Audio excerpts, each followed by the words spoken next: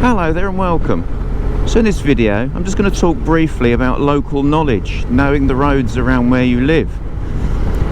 And as you'll probably notice if you've seen my videos before, I'm currently riding on roads that are very familiar. I use these roads a lot and they're great because it means I can ride so much faster than if I didn't know where I was going.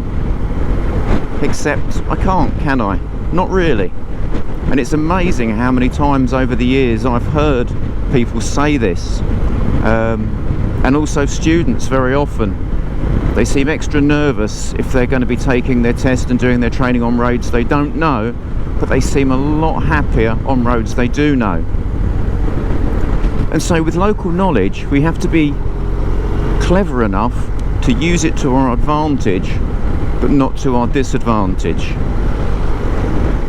And local knowledge is brilliant because I know that this road bends slightly to the right. I know there's a bit of a hill. I know there's often cars parked along here because there's houses, and I know we're going to go into a 40 limit, which I can just see now, and I can see that left hand bend, and I know there's a junction concealed on the right, and then later on there's a junction on the left that's a little bit more open. So that's brilliant. That's really helpful for me. What it doesn't mean is I can come flying through here because I know it.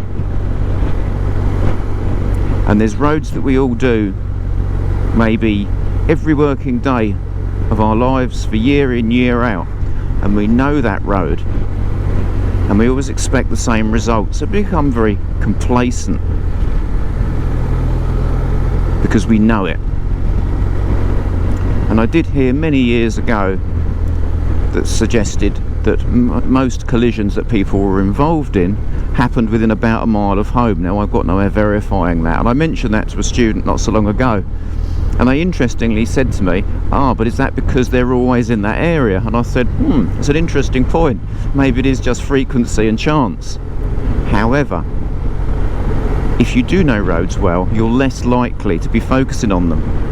And recently I did a week's touring in a much larger vehicle that I'm used to driving on roads I'd never seen before. I've been to different parts of the UK that I haven't driven on before.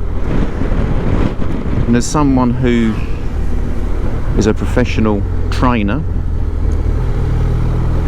it was very interesting for me to see and just evaluate how complacent am I riding on everyday roads that I know versus reading roads properly like I should, because I have absolutely no clue what might be around that corner or what the road layout is, other than of course relying on my road reading skills. And road reading skills is something that I think we should talk about in more detail another day, because that's really important that you do read the road effectively and safely. And very often over the years I've been training and I've seen things happen and we've done debriefs, and you say to the student, well, what about this and what about that? The bottom line is they didn't read the road, they didn't pick up on the clues. And for some people, unless you're trained adequately, you don't actually know what the clues are, you don't know what you're looking for, and that's why training is such an important part. Many years ago I was told of an anecdote, and I don't know whether this is true or just a good story. If it's true, it's quite frightening. If not, it's a good example of apparently a road traffic collision where a lady parked in a lay-by every day at 6 o'clock in the morning, took her dog for a walk, and she'd been doing this day in, day out on a regular basis for however long. And then one day she did it and she was involved in a collision with a motorbike, as it happens. That's how the story went. And when interviewed by the police, and she said, well, officer, I'm very surprised because I do this every single day and there's never a motorbike on this road. And the suggestion there is of course that she just pulled out carelessly without looking, and there on this day was a motorbike. Well, sadly that's actually quite possible to believe in some ways, that somebody would think that. And I'm sure at a lesser scale a lot of us do drive and ride with an element of that going on in our heads. It's why you have to be completely on the ball all of the time. And it's probably why there's a lot of truth in the old saying, familiarity breeds contempt. Because the more familiar we are with things, the more complacent we do get, and that just seems to be human nature. So yeah, again, it's having that discipline when you're driving or riding, not to be that way.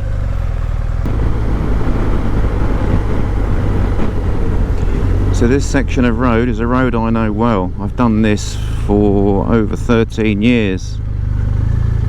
And you see, normally I'd be tucking into the left there to get a lovely view and carrying a little bit more speed, but pedestrian says no. Completely changes the game.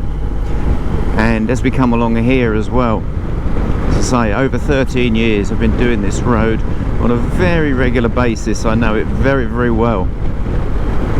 I always turn left at this junction here at this little fork, and it's quite a shallow junction, so of course the temptation could be always to come along here quite quickly and pull a little bit of speed, but that's your local knowledge.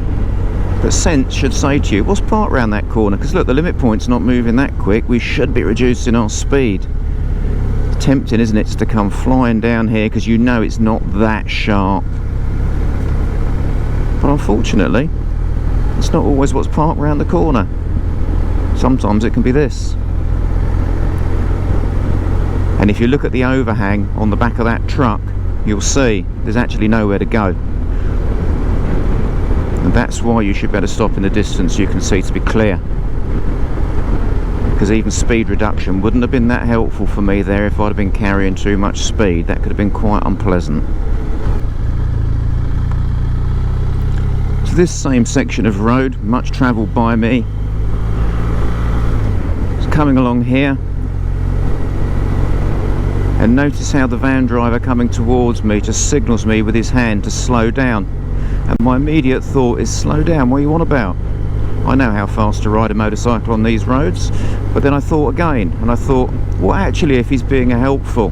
Which should have been my first thought. And you can see, he absolutely was being helpful. Picking up on little clues, even when you have local knowledge of the road, is really, really useful. And it could save you a lot of grief. So in summary then, with local knowledge, use it to assist your ride, use it to keep yourself safer, but don't use it to ride faster than you're capable of doing if you didn't know the road.